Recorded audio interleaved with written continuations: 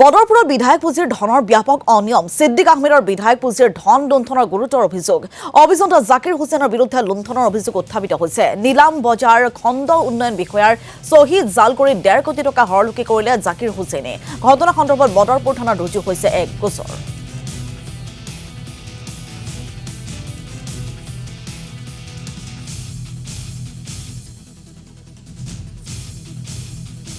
এজন administrative officer আৰু এজন ইঞ্জিনিয়াৰৰ মাজত জইণ্ট একাউণ্ট থাকে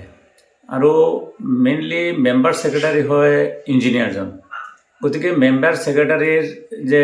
কাষ্টডিত এই MLADS-ৰ ফাণ্ড বা আদাৰ আপোনাৰ আদৰ্শ ভিলেজৰ ফাণ্ড সব মেম্বাৰ ছেক্ৰেটাৰীৰ একাউণ্টত থাকে